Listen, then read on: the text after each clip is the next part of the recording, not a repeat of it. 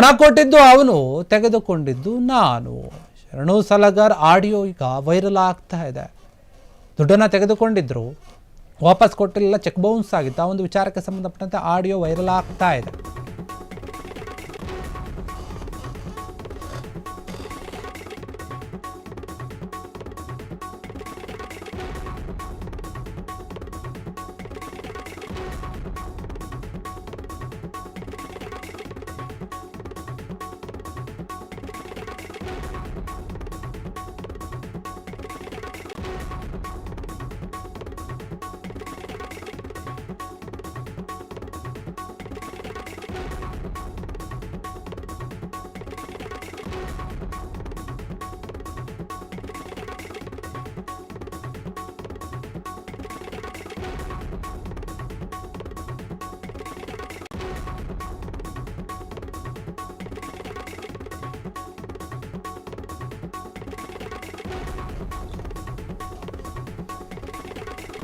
ಶರಣು ಸಲಗಾರ್ ಏನಿದ್ದಾರೆ, ಶರಣು ಸಲಗಾರ್ ಅವರು ಒಂದು ಮಾತನಾಡಿರುವಂತಹ ಒಂದು ಆಡಿಯೋ ವೈರಲ್ ಆಗ್ತಾ ಇದೆ. ಅಂದರೆ ದುಡ್ಡು ಕೊಟ್ಟಂತಹ ವಿಚಾರವಾಗಿ, ದುಡ್ಡು ಕೊಟ್ಟಿದ್ದು, ಹಣ ಕೊಟ್ಟಿದ್ದು ಅವನು, ತೆಗೆದುಕೊಂಡಿದ್ದು ನಾನು ಎನ್ನುವಂತಹ ವಿಡಿಯೋ ವೈರಲ್ ಆಗ್ತಾ ಇದೆ.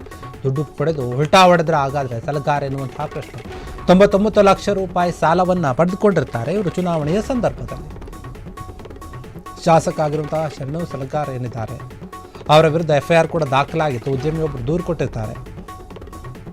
ಹಣ ಪಡೆದುಕೊಂಡು ವಾಪಸ್ ಕೊಟ್ಟಿರೋದಿಲ್ಲ, ಏನೋ ಒಂದು ಸಮಯ ಕೊಟ್ಟಿರ್ತಾರೆ, ಆ ಸಮಯಕ್ಕೆ ನಿಗದಿತ ಸಮಯದಂತೆ ಅವರು ವಾಪಸ್ ಕೊಟ್ಟಿರೋದಿಲ್ಲ. ಹೀಗಾಗಿ ಅವರು ಚೆಕ್ಕನ್ನು ಕೊಟ್ಟಿರ್ತಾರೆ. ಆ ಚೆಕ್ ತಗೊಂಡು ಬ್ಯಾಂಕಿಗೆ ಹೋದಾಗ ಅದು ಬೌನ್ಸ್ ಆಗಿದೆ ಅನ್ನೋಂಥ ವಿಚಾರ ಗೊತ್ತಾಗುತ್ತೆ. ಅದೇ ಒಂದು ವಿಚಾರವಾಗಿ ಇವರು ಸ್ಟೇಷನ್ಗೆ ಹೋಗಿ ಕಂಪ್ಲೇಂಟ್ ಕೊಟ್ಟಿರ್ತಾರೆ. FIR ಕೂಡ ದಾಖಲಾಗಿರುತ್ತೆ. ಉದ್ಯಮಿಯಾಗಿರುವಂತಹ ಮಂಜು ಸುಗುರೆ ಏನಿದ್ದಾರೆ ಅವರು ಹೇಳುತ್ತಾರೆ, ನನಗೆ ಬ್ಲಾಕ್ ಮೇಲ್ ಮಾಡ್ತಾ ಇದ್ದಾರೆ.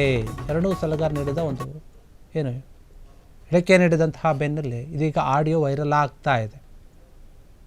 ಸಲಗಾರ ಹಣ ವಾಪಸ್ ನೀಡದೇ ಇದ್ದಾಗ ಉದ್ಯಮಿ ಮಂಜು ಪತ್ನಿ ಹಾಗೂ ಮಗ ಏನು ಮಾಡ್ತಾರೆ, ಸಲಗಾರ ಅವರ ಮನೆಗೆ ಹೋದಾಗ ನಡೆದಂತಹ ಒಂದು ಸಂಭಾಷಣೆ ಈ ಆಡಿಯೋದಲ್ಲಿ ಇದೆ ಅಂತ ಹೇಳಲಾಗ್ತಾ ಇದೆ. ಆಡಿಯೋದಲ್ಲಿ ಕೇಳಿ ಬಂದಿದೆ ಅಂತ ಹೇಳಲಾಗ್ತಾ ಇದೆ. ವೈರಲ್ ಆದಂತಹ ಆಡಿಯೋದಲ್ಲಿ ಶರಣು ಅವರು ಮಾತನಾಡ್ತಾ, ನೀವು ಈ ಬಗ್ಗೆ ಹೇಳುವ ಹಾಗಿಲ್ಲ, ಇದರಲ್ಲಿ ಮಧ್ಯ ಬರುವಂತೆ ಇಲ್ಲ, ದುಡ್ಡು ಕೊಟ್ಟಿದ್ದು ಅವರು, ತೆಗೆದುಕೊಂಡಿದ್ದು ನಾನು ಅಂತ ಹೇಳಿಬಿಟ್ಟಿದ್ದಾರೆ.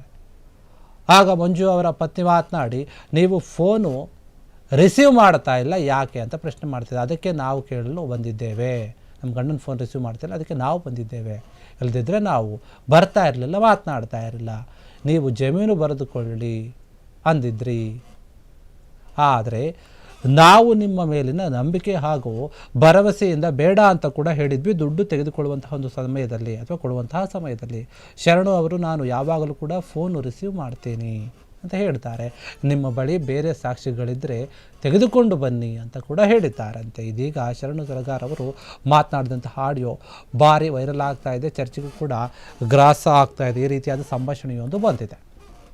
ಯಾಕಂದರೆ ದುಡ್ಡನ್ನು ತೆಗೆದುಕೊಂಡಿರ್ತಾರೆ, ಆ ದುಡ್ಡು ಕೊಟ್ಟಿಲ್ಲ ಅಂತ ಹೇಳಿ ಆರೋಪವನ್ನು ಮಾಡಿದ್ದಾರೆ.